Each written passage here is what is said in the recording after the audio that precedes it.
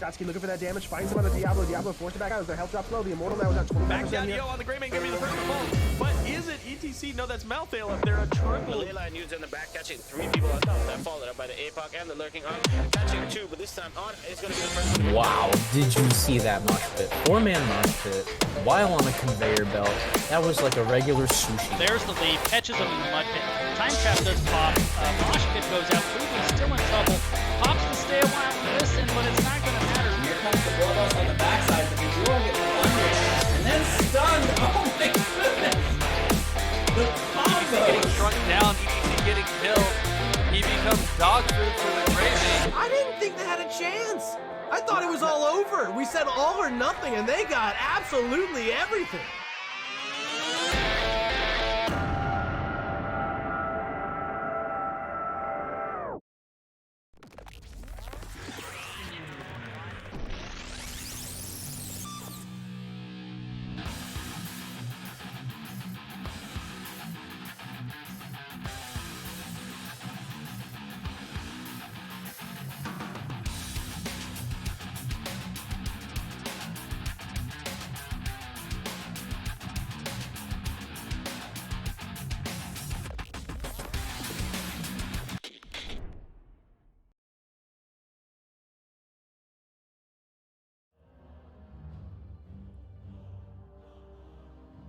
Hello everybody and welcome back. I didn't think I had that still on.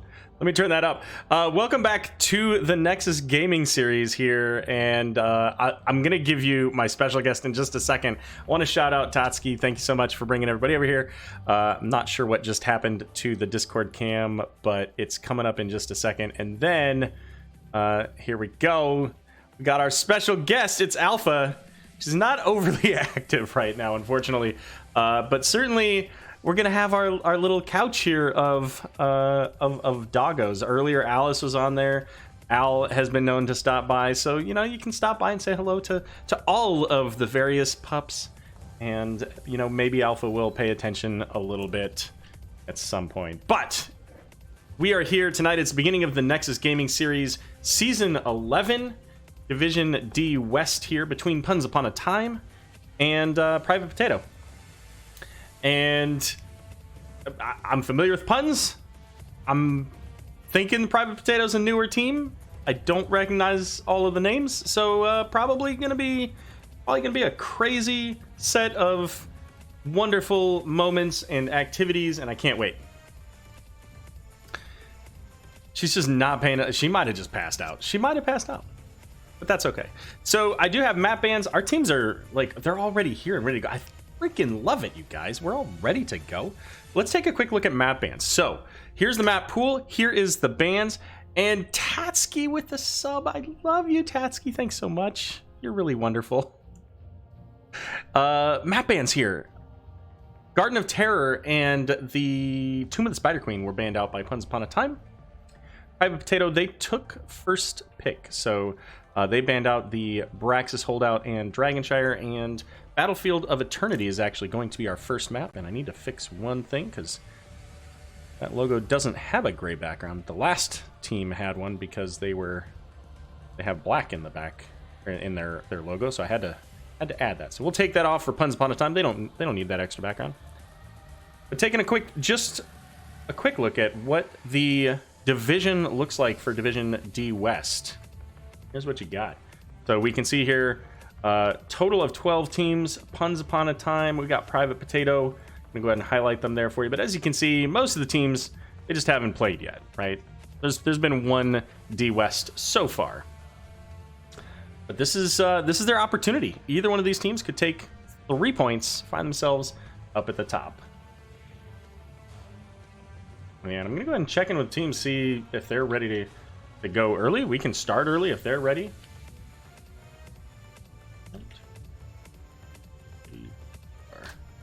We covered map bans, we covered standings. So what else do we got going on? Oh, hey, that's my good friend Max. Thank you for the sub. Really appreciate it. Good to see you. At some point, I think Alpha's gonna do something. She's gonna get up and move around, but that's okay. So talking about what we got going on. So season 11 for Nexus Gaming Series had over 140 teams. I don't remember the exact breakdown of how many divisions there are, but there are typically about 12 teams in many of the divisions. There were some that were a few less, so they got like a double round robin scenario. You've got NGS Storm Division, which is the highest level of play. I'm actually going to be casting that, not here tomorrow, at the Nexus Gaming Series Twitch, twitch.tv/Nexus Gaming Series. That'll be tomorrow at 9 p.m. And let's not forget, tomorrow is BlizzConline. Now, there are only about 4 hours or so per day. It starts at 2 p.m. Pacific time, 5 p.m. Eastern. And I think there are a few different places you can see it. Like IGN has a list of where you can, watch all of the different channels and everything. I think there were 6 channels for that. And then Saturday's going to have 4 hours or so as well. I think that one starts at 3 p.m. Make sure you check out the information. Wowhead has all that information as far as like the breakout of the schedule and everything. But it looks like our teams are ready to go. So let's get into this draft, shall we? Oh no. Oh no. We gotta get our friends up here. This the right one? Oh, that's not the right one. One moment, please. One moment. There we go. Oh, I didn't adjust this one. Well, while they figure out their first ban, allow me to give you a dog.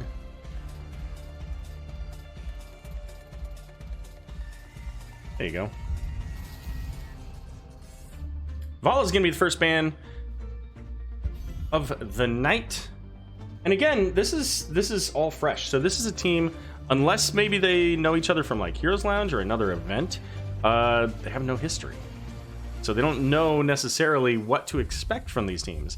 So in some ways, Private Potato has a little bit of an advantage because they can look into the Nexus Gaming Series history to see, a little bit about the Once Upon a Time past. Puns doesn't really have that option. So they're going to have to probably play a little bit more meta, whereas Private Potato may have to play meta, but they may also just say, you know what, we've done a little bit checking out so we can target ban. So the Vala is really strong in Battlefield of Eternity. Diablo can be as well. So either one of those is really good.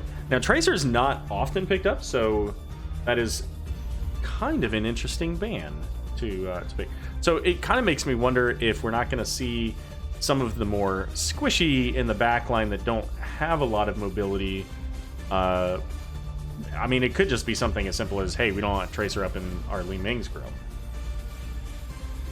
And Hogger, the final ban. Now, interestingly enough, so I just finished a cast. Okay, there was one Hogger ban out of the 2 games. I thought there maybe wasn't any, but there was one. Thanks for the follows, Sirlock and Plur Ninja. Appreciate it.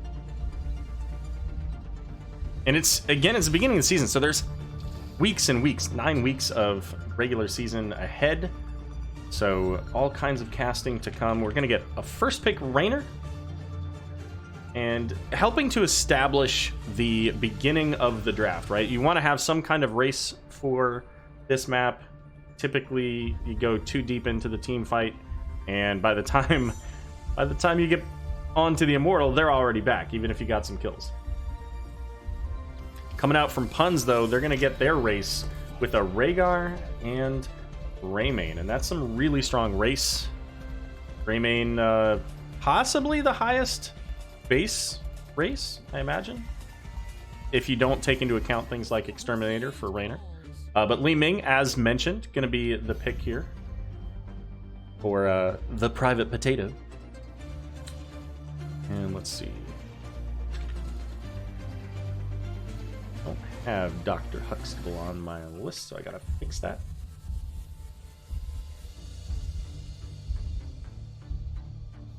Third ban here for Puns Upon a Time. Gonna be Anduin.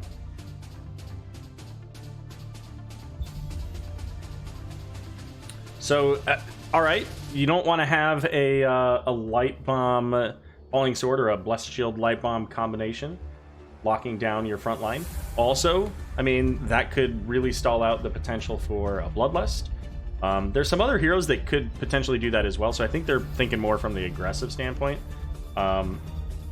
Taking away the Garrosh from the other team means that, you can't throw the Johanna into a bad place. Like, you may not throw Johanna into your team, you may not even throw her into their team. You might throw her over a wall, and what's Johanna going to do about it? And speaking of going over a wall, Barber says, you know what, that's not a problem for me. I'll take Murden. And Murden's a really strong race tank. He can take Sledgehammer along with his Stormbolts and bring down the Immortal very quickly. You've got Tassadar as well. Not typically as much race potential on the Immortal, but definitely a strong teamfight hero. Has that Force Wall that can lock down the lanes, not the lanes where the XP is, but the walking lanes with the Force Wall. And ETC and Tyrande coming in. So a lot of potential lockdown here with this double tank front line from Private Potato. Get that Blessed Shield you've got on top of the Mosh Pit potential. You got Tyrande with the additional stun to follow up, so... Final pick going to be Leoric. Let's see. Okay.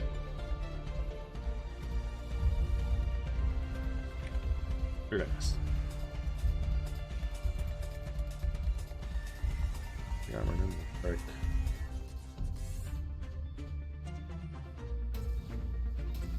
What is it? Great. All right. There we go.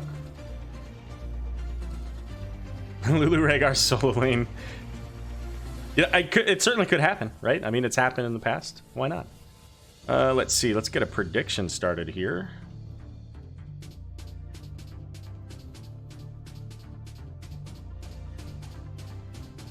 All right, vote in chat for who you think is going to win. These are predictions. They're not votes, so you can spend channel points to sway. But keep in mind, you get the points from the other people who vote. So if one side is more heavily weighted, you don't win as much. So just keep that in mind when you're putting in your points. All right, getting started. Game number 1 between Puns Upon a Time and Private Potato. On the left, it's Puns Upon a Time. We got Muffin Man on the Greymane. Barber going to be on the I think that's Murden on his cosmic doggy steed. There we got Pet Wolverine on the Tassadar, Lulu on the Rhaegar, and Jugger Rob on Leoric. Over here to the right, Private Potato. Artful Dodger going to be playing the ETC. Let's see. Sneak is going to be on Johanna. We got Varun on Tyrande. I said Sneak was on Johanna. That's not correct. Sneak's on Raynor. We got Nice Beaver playing Johanna. And Dr. Huxtable on the Li Ming. Did I have that? Yeah, it is. I had it in there as well. All right, so ETC did come down, checking out into the bottom here, but is going to head up into the top lane versus the Leoric. Ultimately, like, Leoric just is going to just trounce that, right? I mean, I feel like he pretty much has to, but because ETC's in the solo lane, we're going to see him going Guitar Hero. That's going to give him that extra auto attack here. So the auto attack healing and also the cooldown reduction. Murden going into the Perfect Storm, so trying to get those stacks early so he can build up that damage. Lunar Flare is going to hit onto the Tassadar, so that Wolverine falling pretty low there. Had that Hunter's Mark as well for the 15 armor reduction. But in the top lane, Leoric doing some pretty decent work into the ETC. ETC's going to have to be a little bit careful there. He doesn't have quite the lane presence that Leoric does, so expect to see that be a little bit of a challenge for ETC until maybe later in the game. But Battlefield of Eternity is a map that you don't want to fall too far behind here. That said, Barber gonna go ahead and get that stun out onto Sneak, but a little bit of anti-synergy moment there between the Raynor and Tyrande. Raynor saying, "Hey, I don't want to get killed here." Uses that penetrating round to knock back, and unfortunately pushing him out of the stun from the Tyrande. Level 4 is coming up, and with that, Tassadar's going to go ahead and head back to base, getting some mana. We see that Shock Ray talent, level 1, for the additional damage. So all kinds of stacking talents here, along with that Lunar Flare for Tyrande. Looking for the additional damage from those various abilities. And all of that's extremely helpful, especially for Private Potato with these two tanks. They're not really well known for their damage output, so they've really got to put the pressure on through the Lunar Flares, through the Hunter's Mark, and then lock them down long enough to allow Li Ming to get those resets. And I think that's really the whole point here, is to really enable Li Ming to get those big bursts along with Jimmy for the consistent damage. But with the Immortals coming up onto the map here, we're going to have both teams picking up camps going into the bot lane. And ETC heading up is maybe in a little bit of danger here. Is going to go ahead and power slide on out, so he's going to be just fine and safe as both teams heading to the other team's Immortals to get started on the race. It's no contest. If you're there first and you have quite a significant amount of time, you're going to be able to beat 9,000 or so ahead. It looks like the defense coming in, Leoric is going to be far forward here, missing the Lunar Flare, so Leoric's just fine. ETC far into the back line of Puns Upon a Time. He's a little bit low here, but Pun says, you know, we've got this thing down another quarter, so we can keep going. But Leoric, a little bit out of position there. An Artful Dodger helping to lock that Leo down, make sure that they get that kill. And now, Puns Upon a Time in kind of a weird spot, because they can't really get to this Immortal safely. But they're not in a bad spot. They've got a camp that put pressure down here in the bot lane. One tower already down, but Barber going in looking for stuns. ETC power slide in onto the Leoric. Missing the the spooky hand as we get a pause. So we'll come back to us. See if we can find out what's going on here. Nobody disconnected or anything, so just a brief pause. Lost someone on Discord. Okay, so they lost communication. And have that. Oh, Dakota, welcome. Thanks so much for the follow. We are in the middle of game number 1 between Puns Upon a Time and Private Potato. Let me know if you guys can hear me. I think the mic's in a little bit of a different spot, but it's kind of out of my face, so I'm hoping that it doesn't cause any problems. But let me know if you have any issues hearing me, if it breaks up at all. She really is just going to sleep through this whole thing. So we'll come back to them here in a moment once they can get everybody back into communication. But how are things starting in Division D so far? Taking a look at those standings, we did see Waiting on Cherry versus Vibe Check. Now, several of these teams here are definitely newer to the Nexus Gaming Series, or at least their names are. A lot of this division here. So we had Waiting on Cherry is a returning. Vibe Check is new. Metapix is new. Lowered Expectations, new. Private Potato, Fade to Black, Team Crap Yourself, the Core Bouncers, and Maximum Thrust. All of these names are names that either they're new teams or they're reformed teams, right? Sometimes you have maybe a couple of people that stick around and then you add some more to the mix and there you go.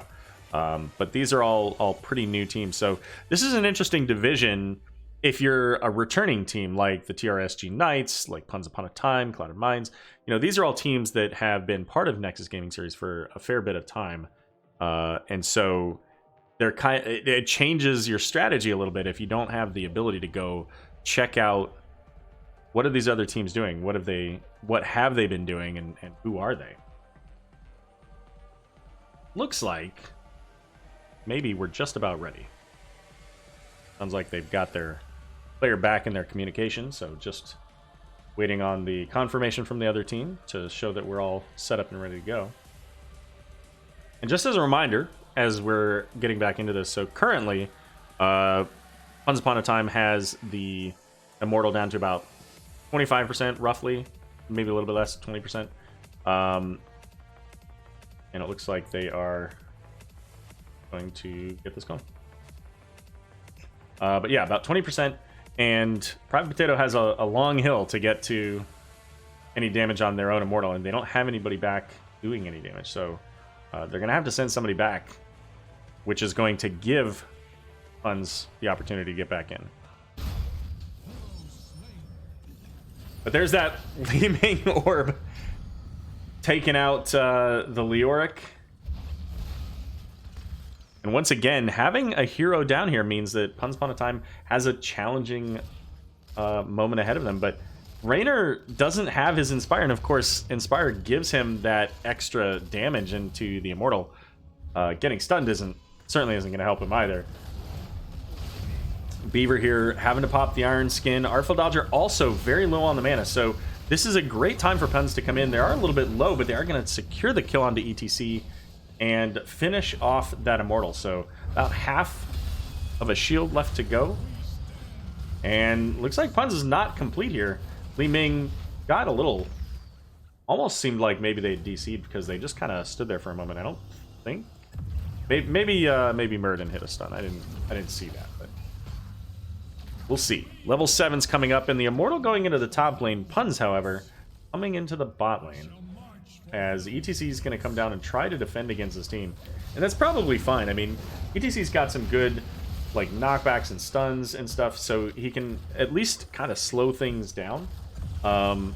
Having Johanna come down probably pretty helpful, as well as the Stormbolt there missing. That said, Murden now tanking the fort. Lulu, however, now taking it over. I'm not sure how Murden gave up those shots, but he did somehow. Power changed their mind. Lulu getting stuck by the power slide, and now the Puns on a retreat here as Private Potato having to work around the horse wall. So all told, up in the top lane, just the wall did not get the healing well, but a little bit of damage onto that fort. Bottom lane, however, sitting at about a third, roughly. So, you know, an early Immortal, pre-level 10, that's about the best you can expect. And, you know, with Raynor to be able to burn down using that Exterminator, pretty quick burn. So I think if they had gone up here, they get a little bit more damage on this fort, but probably not any more than they would have in the bot lane. That said, ETC making a choice here. Going into a Leoric and Tassadar. Probably didn't actually know that Tassadar was there when he did the power slide, but checking it out. Greymane taking an orb right there to the face, about 20% of his health in that one attack, so have to be a little bit careful, especially going into the Li Ming orb build here. Getting those resets, as we'll see right there. Now here comes that orb, and oh my goodness, just in time was that chain heal. Otherwise, possibly 2 kills out of that orb. But the chain heal coming out just in time to keep him up, as Beaver going to head back to fill up.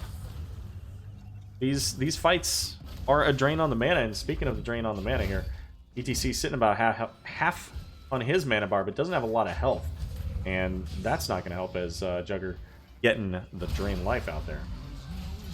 But with that camp, a little bit more damage out onto that top fort, so bringing about probably half or so of the additional damage, and the Immortal's back up on the line here, but level 10 going to be achieved by Puns amount of time, securing that kill with that Stormbolt even, and Raynor going to be taken out here, so Pun's going to get started on the Immortal. They have those level 10s. Here it comes. We see the Bloodlust coming in, and what a great Entomb to lock down that hallway here. Beaver getting caught, but has Elun's Chosen, so is going to be okay, but Li Ming putting out some work here. We see Murden trying to get that Stormbolt out. If that Stormbolt lands, Li Ming's just toast. She doesn't have enough health to really survive long into that, but these orbs doing work. So many members of Pun's Amount of Time brought down to under half for sure, if not under a third. And we see the call here for Private Potato wanting to defend on this Immortal. They still don't have anybody working on the their own Immortal here. But instead they've got ETC down in the bot lane addressing that problem, as that did take down a fort. Now Leoric sending another wave top lane, so that's going to give them pressure in the top. Probably going to be able to take out that fort here. But coming in, there's Leoric with the Entomb, Murden walking away. The Immortal going to get a little bit of a stun for zoning purposes here, as that fort does go down. And we see there the Shadow Stalk, Lunar Flare coming out, helping to take out something. I don't know, a totem maybe? I just saw something die. There were no heroes there, so who knows?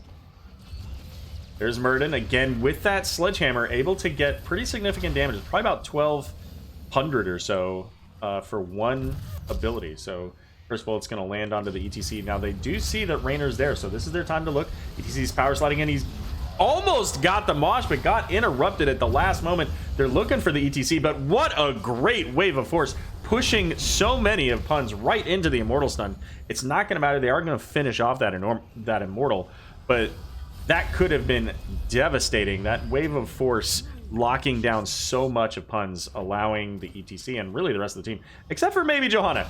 Johanna making life choices here that perhaps, you know, maybe not the best. And that's going to give now, there is a catapult here, so this is going to be some pretty significant pressure, especially with the Sledgehammer.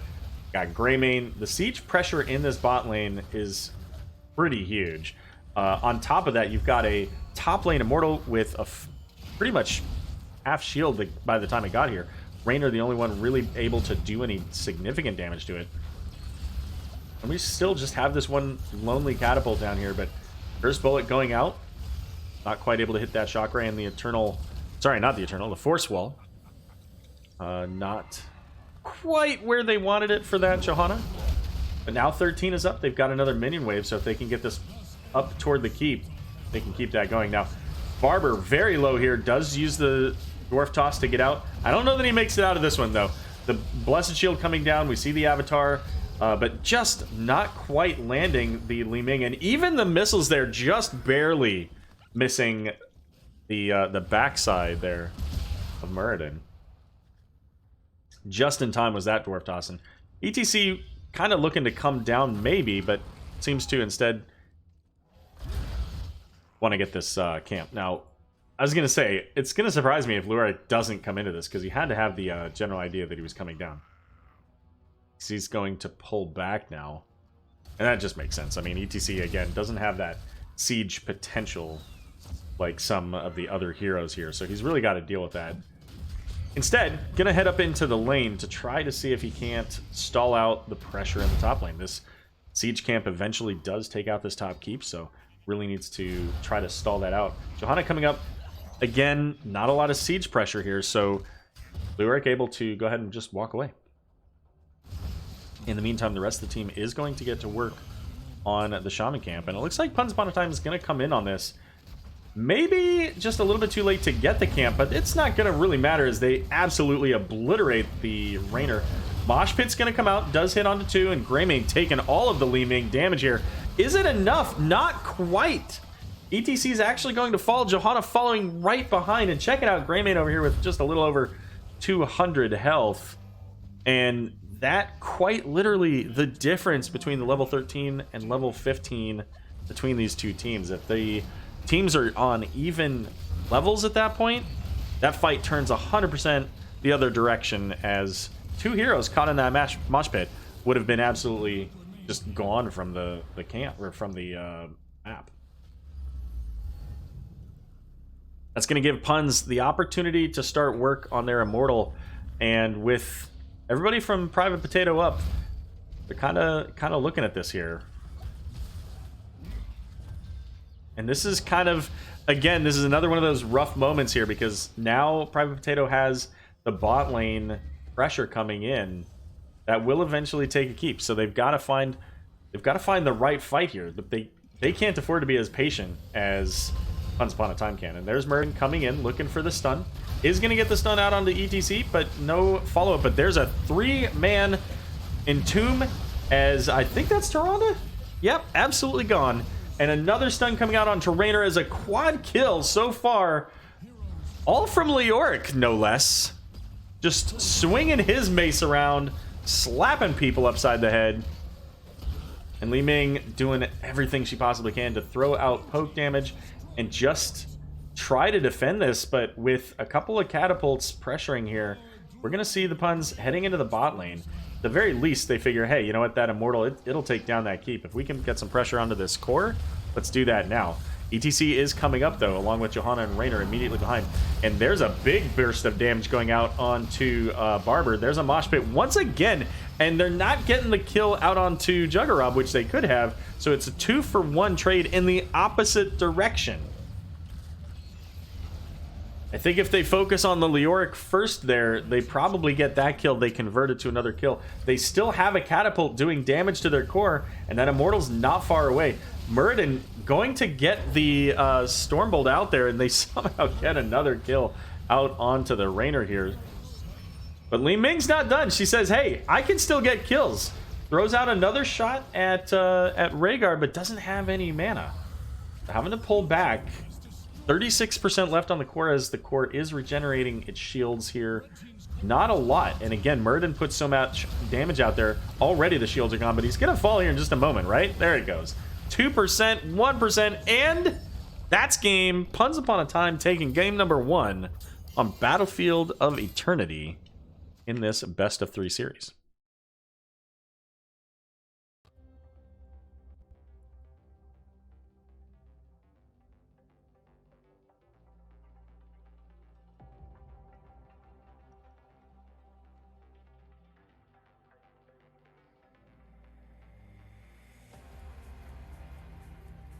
All right, showing off our stats here. Is this the fake Lulu? I think it is the fake Lulu. Yeah, the secondary Lulu, because clearly the real Lulu was helping me cast a few minutes ago, right? And of course, anybody who just got here has no idea what we're talking about. That's okay. I think that really the only challenging aspect here that Private Potato had was that they had the double tank, and they were really true tanks. Their damage potential was in a tough place there, and they needed later game team fights to be able to make that work, to combo their Blessed Shield along with the power slides and the mosh pits to really make that happen.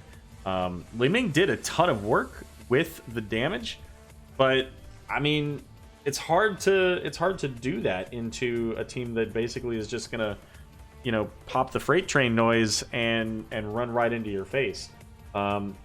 The Leoric and Tombs, I think the Juggerab got like 3 that were at least 3 people.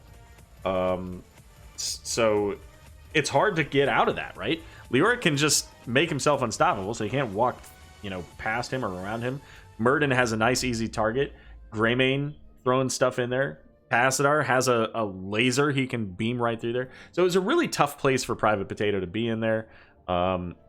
So look for them to make some changes here. I mean, they need to make some adjustments wherever they go for this next map, and obviously that'll happen just naturally, whichever map they do decide to go to.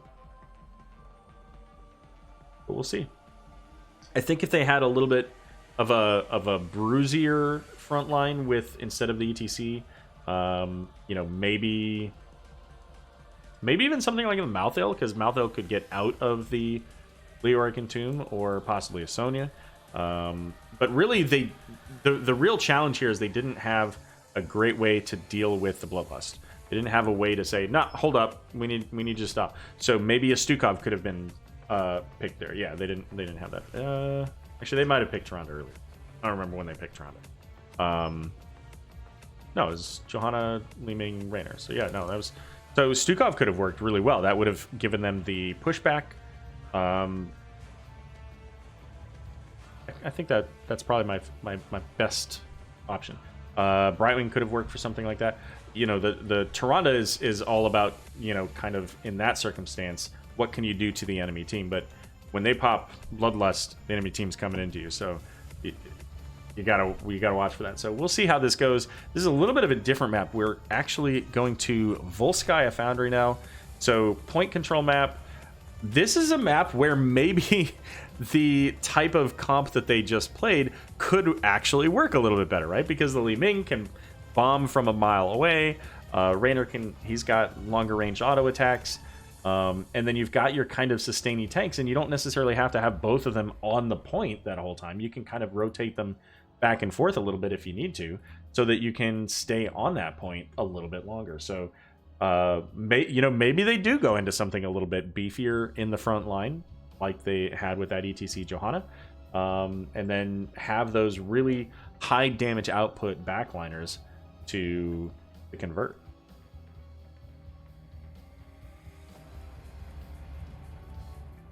Find out soon.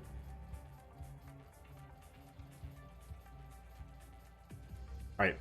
I'm gonna take just a quick moment here to grab myself a drink while we get the last person in. So I'm gonna give you a quick Blizzard video. So I'll be back in approximately 60 seconds.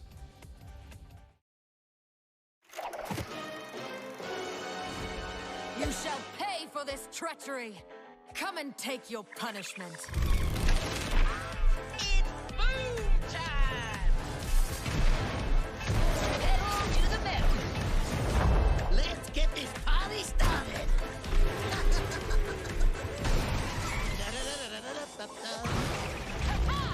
And I'm out of here. Are you trying to show me up? You're a bother. My wrath takes form. Calling for a retreat. Smell you later. Light condemn you. Oh, yeah. This is gonna be too much fun. Someone should probably stop us.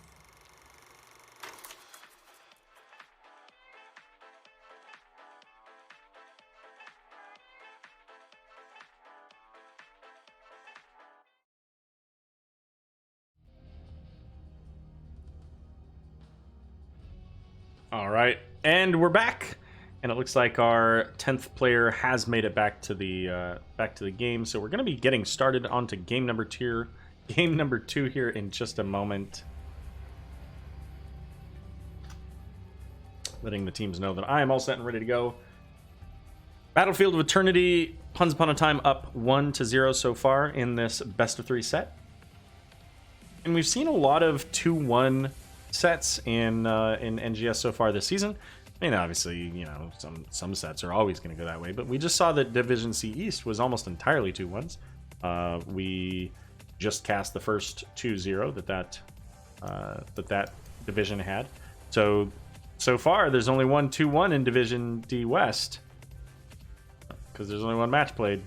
So this could be the first one, could be the first domination, or it could go into a 3-game set. We're gonna find out right here. So I think that the way that Private Potato was playing, this could be a really solid place for them to take that kind of comp again. So we'll see what kind of thing they work for here. And this is where they'll do something completely different, like a Lost Vikings or something like that. Alright, they previously banned out Vala and Tracer in the beginning, and I apparently didn't write down the thing, and I forgot to do the channel plans. Hold on, let me do that quick. Oh, everybody voted for puns. Okay, well, there you go. If nobody votes for the other side, then you don't get any points. You get your points back. So there you go. The just so you're aware, the way that the predictions work, you put your points in, and then it splits them up to the winning side based on a percentage of how much you put in. So there you go. Leoric going to be our first ban here. And you know what? I have to say, like, in the very early stages, I didn't feel like the Leoric was super impactful. But once they hit level 10, it was very tough for the potatoes to make that work. Augur going to be first ban here for Once Upon a Time.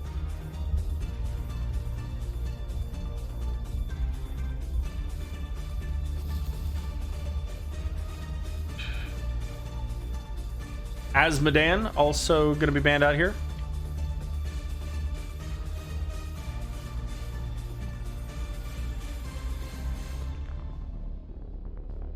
And, you know, Asmodan doesn't get picked too much. There are certainly some people who play him often. But this is a map where you can get a lot of value because of exactly what I just said. You've got a point control map. People are going to be standing there. It makes it really easy to hit those globes, and they're massive. So taking Asmodan out is a pretty easy choice if you think your opposing team rather. I don't like to call them enemies. They're not enemies. They're just your opponent. But if you think your opponent has an Asmodan player, not a bad one. But Jaina's going to be the first pick here. And I like Jaina for all of the same reasons. able to put out the damage in the area there. And with the bigger blizzards, she can really hit just about everybody there. Okay. We got Tychus and Anduin. So we saw the Anduin banned out last game. This time, Pun's saying we're going to go ahead and pick that up.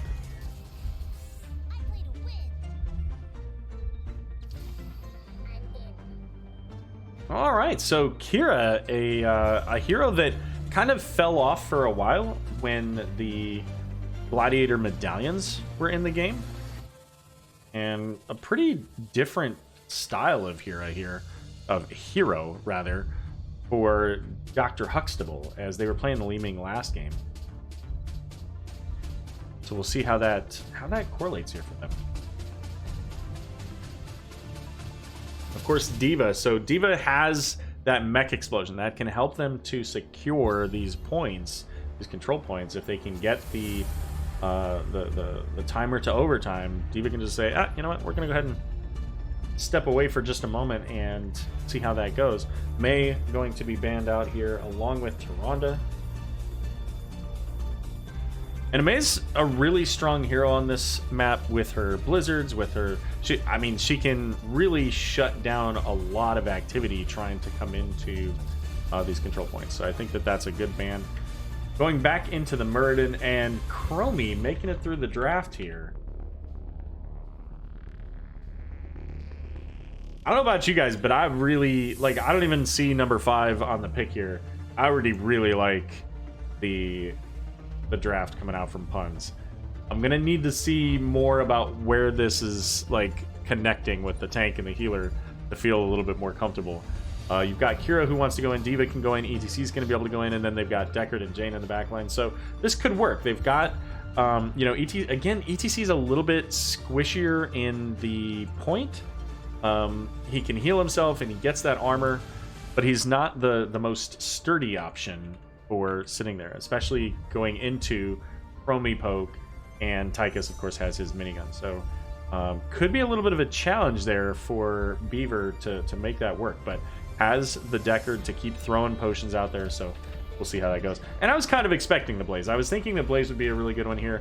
It gives them the bunker if they need to use that bunker, but when you kind of look at what they've got with the full team here, Deckard can only heal so many people with his potions, and there are a lot of people that are going to be in in the realm of a combustion.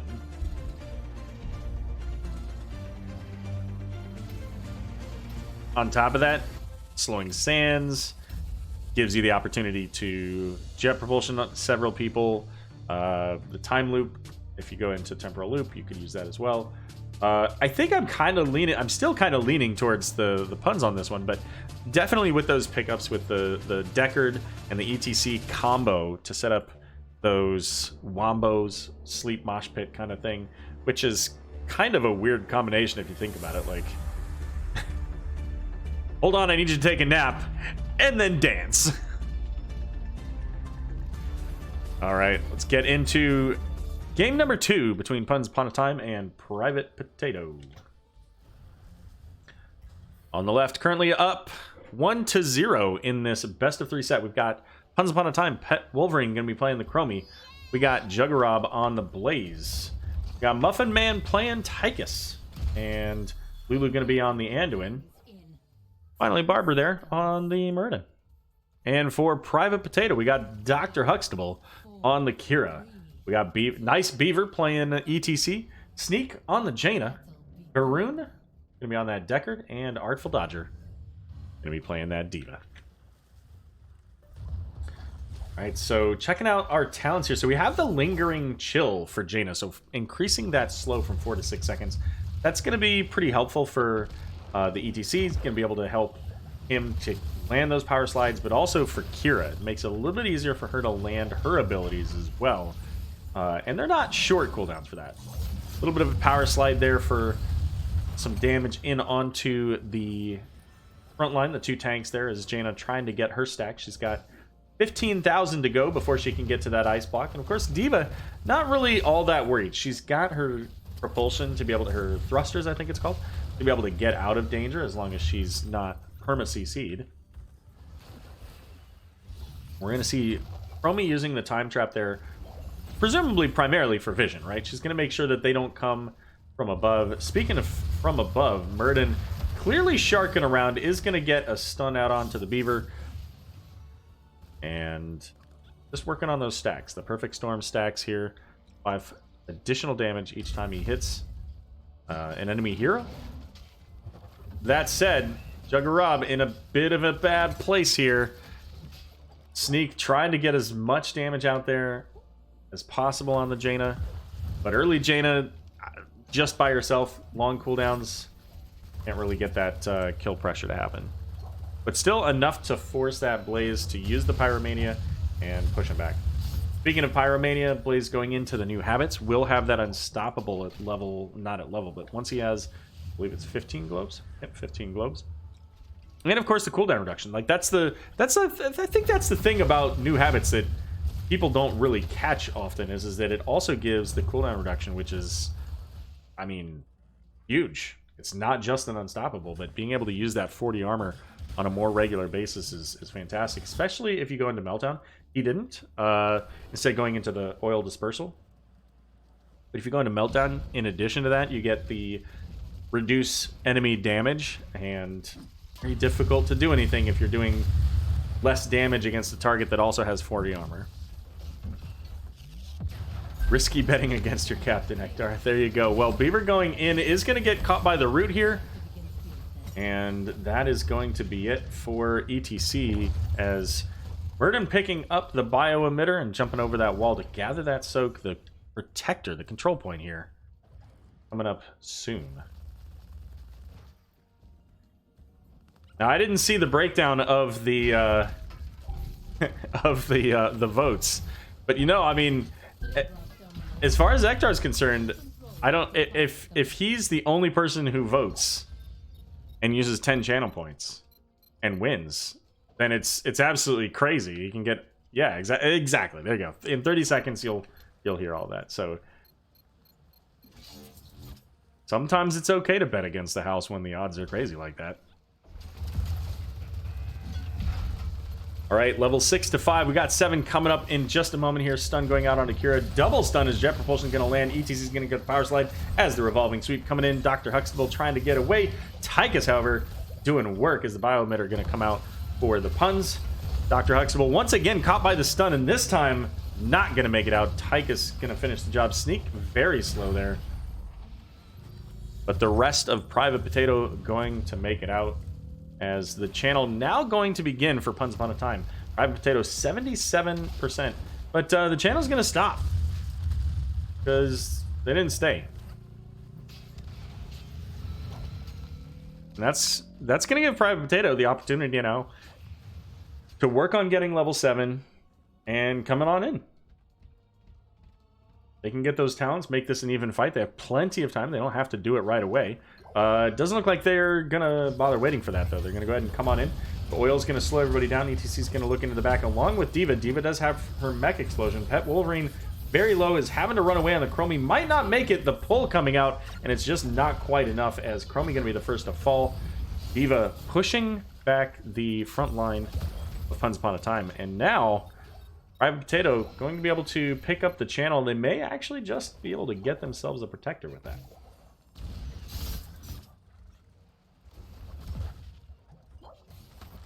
It did, of note here, we've got Hit the Nitrous, so getting that extra stun onto enemy players is a big help, right? You hit somebody with that Q, and it doesn't seem like it's much, but it's going to help to interrupt things like the minigun from Tychus. It'll help if Chromie happens to get a temporal loop out and they want to stop the incoming damage potential. But it is slowing sands from Chromie, which is largely expected. Either one of those can work, but I think on a map like this that slowing sands is really helpful. Speaking of that nitrous boost, Artful Dodger getting some value out of that right there.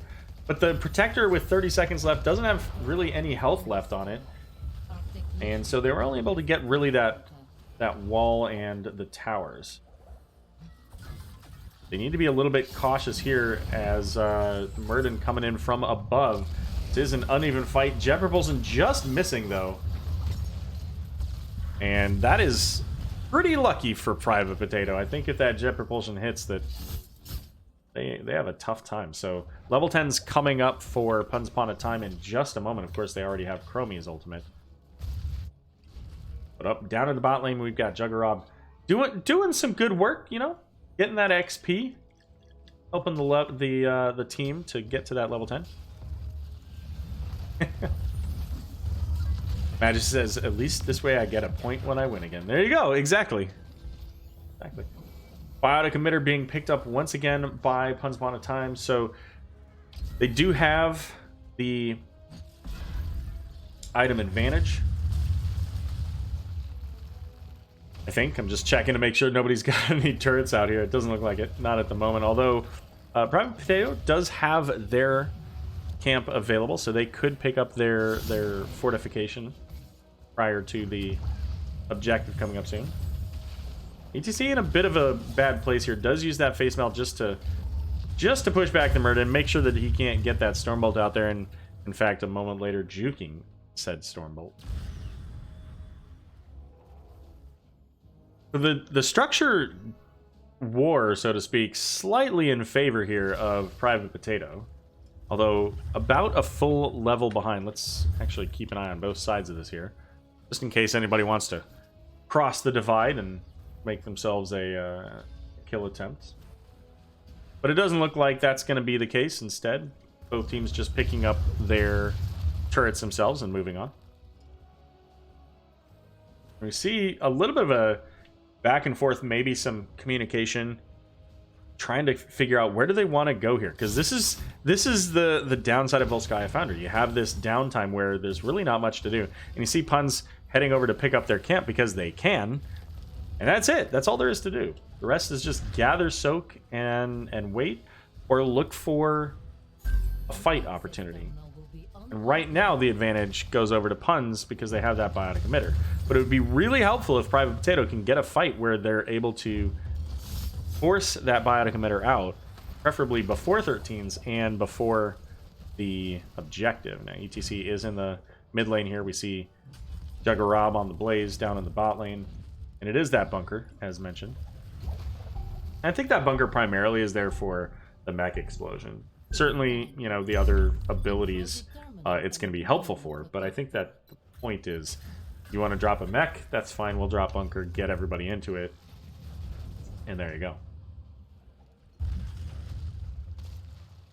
Take a look at these talents once again. So 10 stacks here so far on the Perfect Storm, 20 total toward the Stormbolt upgrade, getting that extra shot, and of course the mana return as well.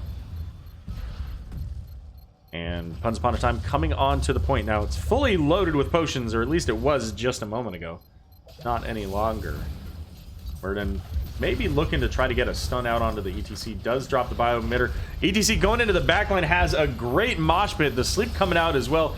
Bunker's dropped, so Blaze is fine, but Anduin not so lucky. And now Diva very low in the back as Kira coming out with the final strike.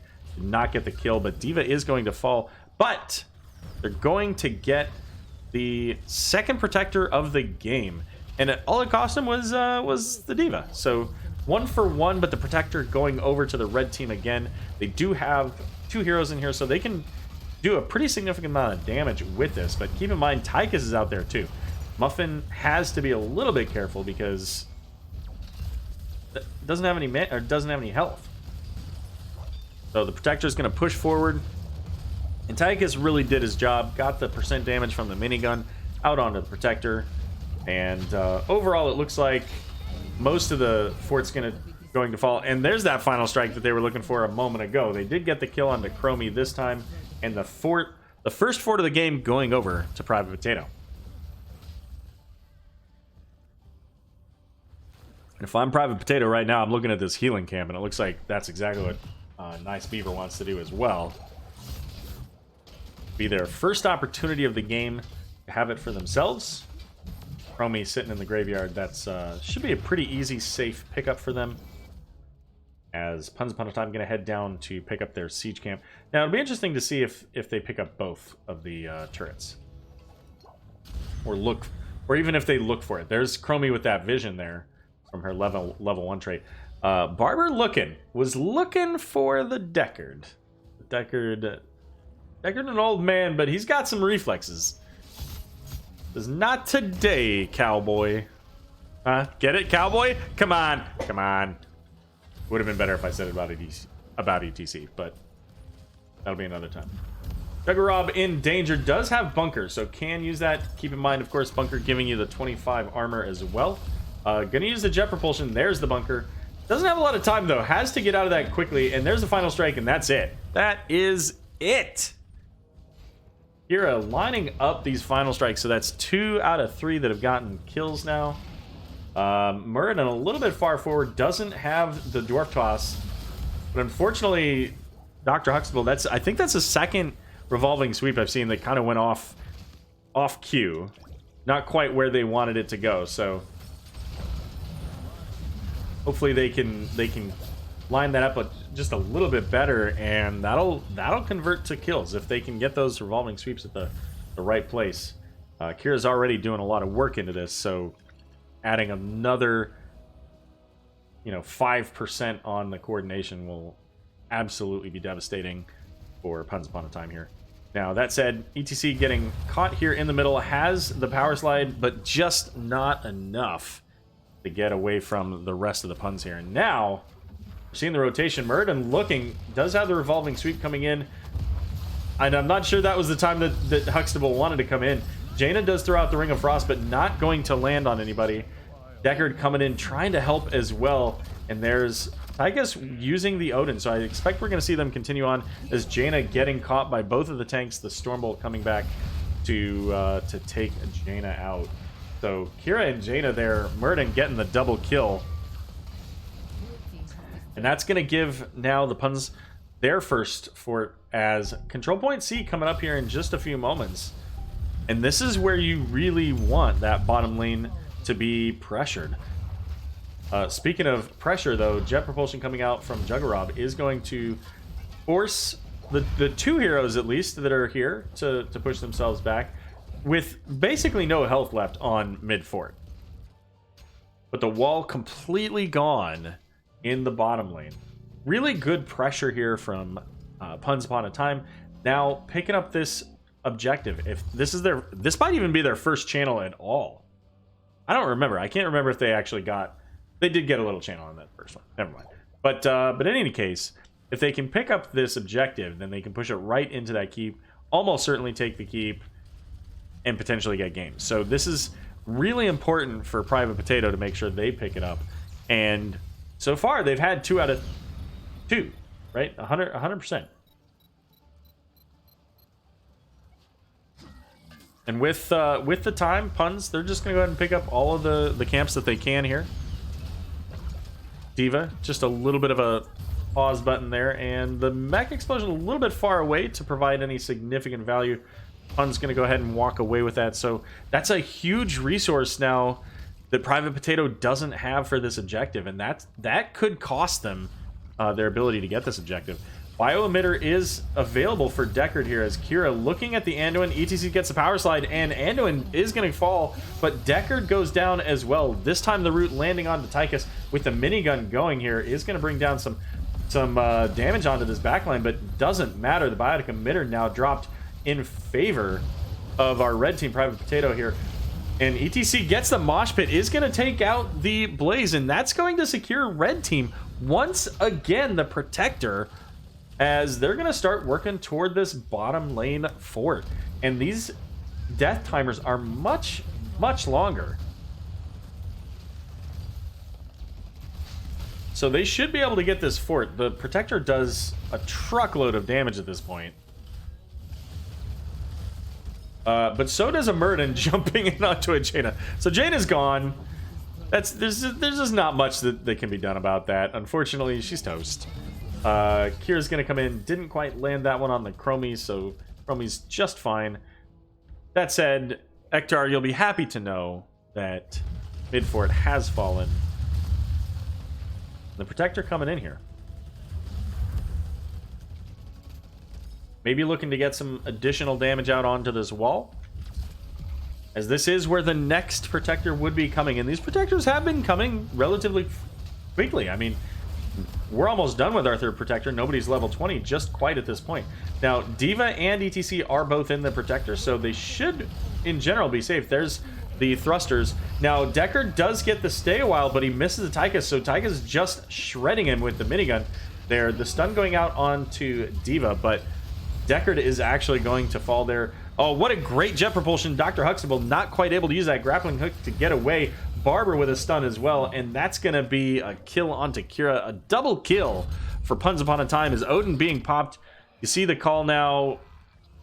Maybe a little bit, maybe just a moment too late, or maybe Muffin Man a moment too early for this call. Trying to get caught up to the rest of the team as the call to go into the bot lane there. About half of that Odin probably used on the movement, which is unfortunate, but the keep's still going to be able to be secured. Maybe? No? Is this another mid fort? Even pushing everybody back here. Chromie missing the fort entirely, but that's okay. Barber says, I got this, guys. Don't worry. My sledgehammer's going to take this out. And now with the level 20s here, this is a huge advantage for Puns Upon a Time. Artful Dodger going in, does get the stun.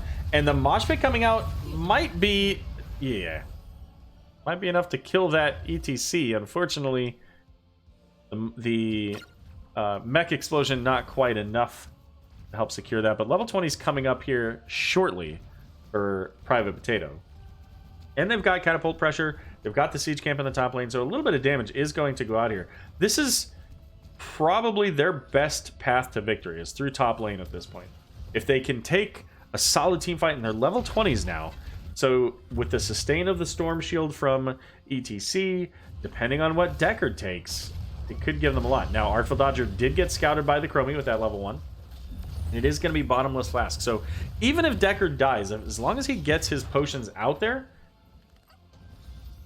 whatever, right? I mean, Deckard's like, hey, that's cool. I'll keep healing my team for eternity. Actor. Oh my goodness. Yeah, and I mean, in all seriousness, I think that it was an easy call for Tychus to say, yeah, hey, let's push down this mid fort. We're here. But the right call definitely was to take down that keep, right? You want to get that pressure going, especially in that bottom lane.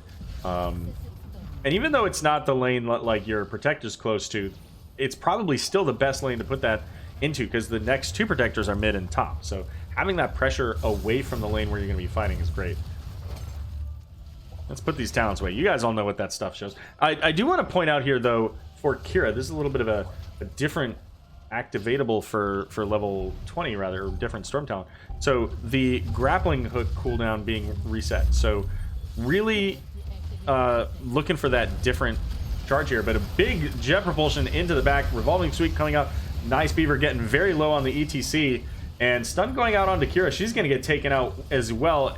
Artful Dodger about to fall. Can Kira, or rather D.Va herself, make it out? It looks like the baby D.Va is going to be able to make it out, but Jaina not quite as lucky as D.Va. And D.Va trying to find a place that she can maybe hearth or just get away from the team. And with that kill, or the 3 kills, the triple kills, looks like Puns Upon a Time going to abandon the one objective of the game they might have gotten, and in favor of pushing onto the core.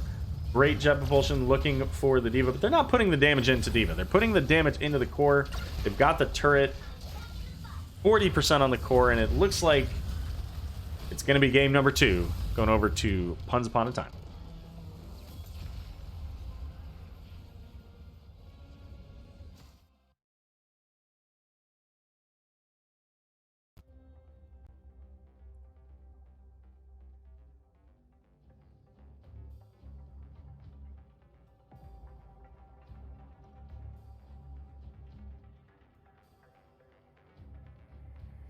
All right, well, give us a moment to see if we can get ourselves an interview here.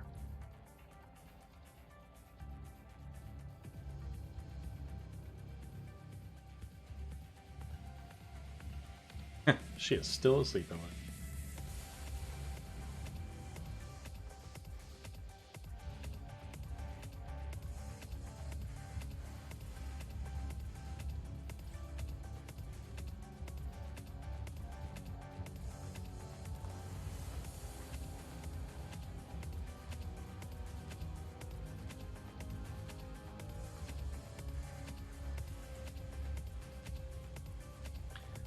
Alrighty, and I am joined by Lulu from Puns Upon a Time. Welcome, Lulu. Congratulations on your victory. What'd you say? I said hello. Of course you said hello. That's exactly what you would say at the beginning of a conversation. I'm so glad you could join us here. Welcome. Congrats on your victory. Thank you. So how is the team feeling after, because you guys had some roster adjustments, so how are you guys feeling in your first win? Feeling really good. You know, it always feels good to start the season with a win. So we're happy we were able to get the W today. There's definitely some things to improve on, but very happy to get the win. Sure. So you guys had a 2-0 set, so we're not going to see like Division C East where they had almost no dominations. You guys said, you know, we're not going to wait for that whole week. We're gonna start this season off right. So that's gonna put you at the top of your division. So congratulations on first place, at least for the first week here. So all right, D West division is over. We win. Congratulations, us. There you go. Board, can we make that have Exactly. So so when you guys started, they won coin flip. They wanted the first pick.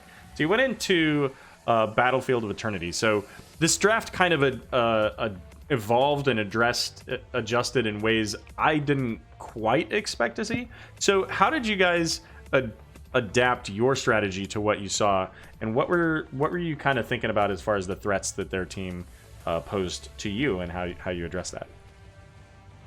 Yeah, I mean, their first 3 picks, I think it was Raynor, Joe, Li Ming. It was all very, like, you know, kind of the classic vanilla OG type stuff. And then we were pretty surprised when the Tyrande ETC came out at the end.